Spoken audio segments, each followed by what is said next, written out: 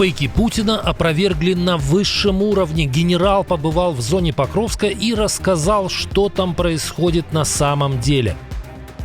Еще один российский НПЗ остановился. Дроны к нему даже не успели вылететь. Когда в товарищах согласия нет. В Кремле выдают несогласованные реакции на заявление Трампа. Лукашенко закроют выход в Европу. Литва скоординировала действия с соседями. Санкции работают. Теневой флот ложится на дрейф. Это была игра, что лепетали российские шпионы на суде в Баварии. Россия догнала и перегнала Великобританию. В чем? Обязательно расскажем. Об этих и других главных событиях утра пятницы 31 октября. И многое другое. Самые важные и срочные новости. Эксклюзивные подробности. Вы смотрите информационный выпуск «Нехта». Оперативно о событиях в Украине, России, Беларуси и мире. Раньше и понятнее других. Все, что нужно знать сегодня. Александр Сырский опроверг заявление Владимира Путина о блокировании украинских сил в Покровске и Купянске. Главнокомандующий ВСУ сделал соответствующее заявление после визита в зону боевых действий. При этом он признал, ситуация на том участке тяжелая. По словам Сырского, российская пехота в Покровске в основном избегает открытых боев. Она сосредотачивается в городской застройке, постоянно меняет дислокации и пытается скрываться среди домов. Поэтому главная ставка на разведку и точечные удары. Одновременно Сырский сделал послание своим офицерам. Цитирую: «Строго предупредил командиров о недопущении безответственности. За это буду принимать жесткие меры вплоть до снятия с должностей». Тем временем в Кремле заняты поиском виноватых. Первым в списке значится начальник российского генштаба. Об этом сообщает движение «Атэш» со ссылкой на офицеров одной из группировок захватчиков. Герасимов находится под сильнейшим давлением. Кремль крайне недоволен его работой и ложными докладами с фронта. Путин поставил Герасимову дедлайн – взять Покровск к середине ноября. Этот приказ является последней возможностью для генерала сохранить свой пост. Отсюда резкое усиление тактики мясозакидательства. Командование бросает в самоубийственные атаки огромные волны личного состава, чтобы успеть выполнить приказ любой ценой. Недоверие к Герасимову возросло из-за его недостоверного информирования о ситуации, в том числе и недавней лжи об окружении подразделений сил обороны Украины. Даже российские пропагандисты открыто признают, что доклады генерала не соответствуют действительности. Как сообщают источники АТЭШ, если наступление сорвется, Герасимов вылетает. В российских верхах уже называют имя возможного преемника на посту главы Генерального штаба. Им может стать генерал-полковник Виктор Познихер. Новый удар по российской нефтянке приостановил часть производства очередной НПЗ «Ильский» в Краснодарском крае. Но обошлось без украинских дронов. Официальная версия – плановый ремонт. Но причина, возможно, глубже. Завод не может нормально продавать продукцию и вынужден сокращать переработку. Источники вестей отмечают, что ситуация тяжелая. Санкции, проблемы с модернизацией оборудования, перебои с логистикой и финансами. Восстановление может занять месяцы, а сроки запуска никто даже не пытается назвать. Тем временем в Москве головам путинского дракона выдали разные методички. Дмитрий Песков в ответ на заявление Трампа о возобновлении ядерных испытаний поспешил успокоить, мол, наши игры с новыми видами оружия – это не то, что вы подумали. Президент Трамп в своем заявлении упомянул о том, что другие страны занимаются, дескать, испытанием ядерного оружия. И если каким-то образом имеется в виду испытание буревестника, то это не является ядерным испытанием. Но новый пост Дмитрия Медведева кардинально отличается от тона пресс-секретаря Путина. Чтобы его прочли на Западе, бывший президент России написал по-английски. Поздравляю всех друзей России и особенно министра обороны Бельгии с успешным испытанием атомного подводного беспилотника «Посейдон». В отличие от буревестника, «Посейдон» можно считать настоящим оружием судного дня. Причем в отношении министра обороны Бельгии Тео Франкена Медведев добавил оскорбительное слово, а в комментарии дописал, что Бельгия исчезнет, если Россия испытает «Посейдон» у ее берегов. Вячеслав Володин скорее солидаризировался с Медведевым, чем с Песковым. И сегодня те, кто за границей нам вредят, должны с поклоном готовиться идти к нашему верховному главнокомандующему. Только чтобы не применили это оружие. Ну, каждый по-разному празднует Хэллоуин. У Путина есть вот такие персонажи, чтобы пугать окружающих.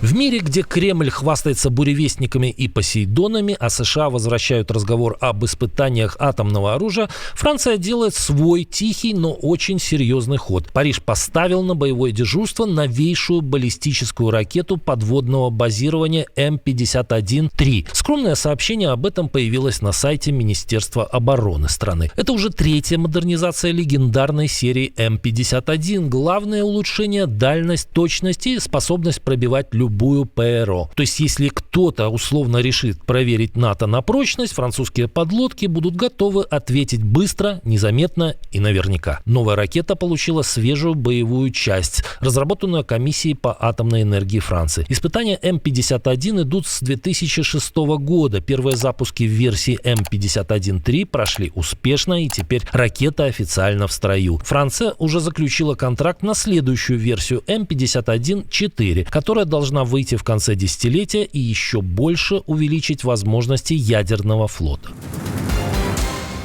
Премьер-министр Литвы заявила, что ведет переговоры с соседями о совместном давлении на режим Лукашенко. Инга Ругинени сообщила о своем разговоре с Дональдом Туском. Мы решили, что премьер-министр Польши отложит открытие границ. Это означает, что мы координируем действия вместе, и на сегодняшний день границы будут закрыты как в Польше, так и в Литве. После решения Вильнюса о закрытии границы с Беларусью, Варшава сначала неожиданно заявила об открытии дополнительных пунктов пропуска со своей стороны. И это вызвало у многих недоумение и упреки в несогласованности. Но теперь, похоже, союзники по НАТО и ЕС договорились. О теоретической возможности присоединиться к этому альянсу заявила и премьер Латвии. Латвия уже закрыла практически все пограничные переходы с Беларусью, остался один. А это значит, что у нас еще есть пространство для маневра в отношении этих возможных действий.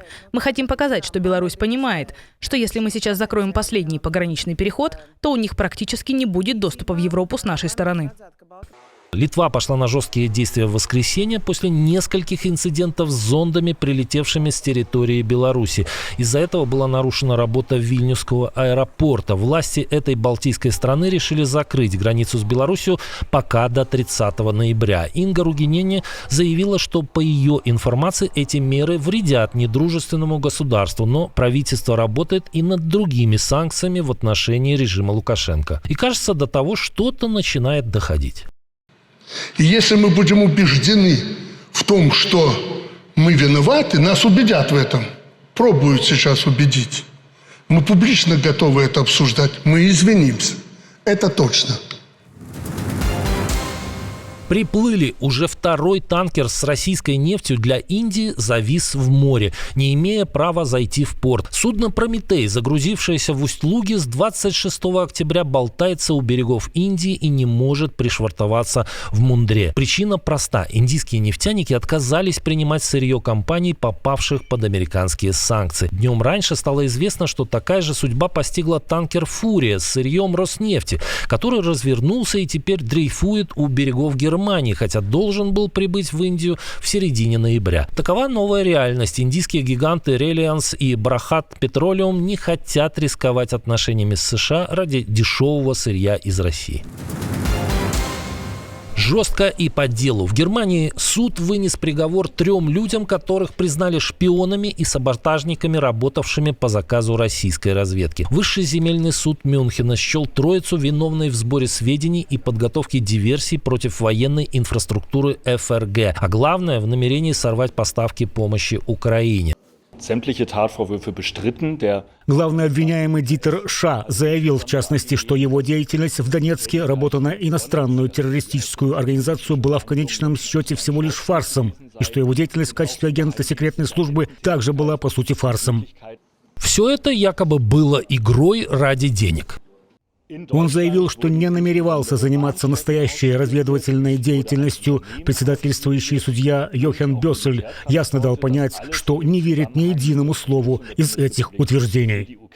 Главный фигурант Диттер Ша получил 6 лет тюрьмы. Суд установил, что в 2014 и 2016 годах он воевал на Донбассе на стороне пророссийских формирований, а в 2023 стал работать для спецслужб Российской Федерации уже в Германии. Еще двоим подсудимым дали условные сроки 6 месяцев и 1 год соответственно. Вся троица имеет, кроме немецкого, еще и российское гражданство. Следствие доказало, обвиняемые отслеживали перемещение военной техники и транспортировку боеприпасов. В переписке использовали кодовые слова для обозначения грузов, собирали данные о баварском НПЗ и военной базе США. Кроме шпионажа, они готовили акты саботажа на железной дороге и планировали взрывы и поджоги. Все с целью помешать логистике в пользу Украины. Задержали их еще в апреле 2024 года.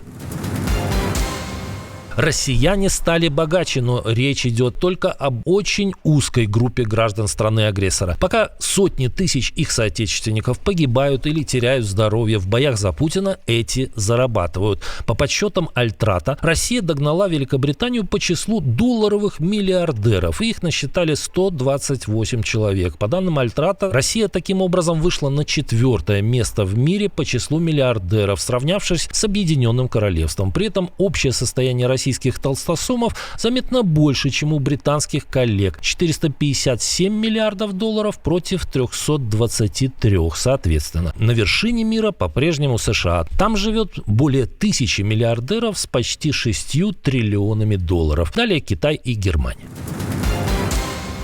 Отдельное спасибо, что досмотрели до конца. Спасибо за ваше доверие. Жду развернутых комментариев, лайков и репостов. Это важно, чтобы нас становилось больше. На этом пока все. До новых встреч и хороших вам новостей.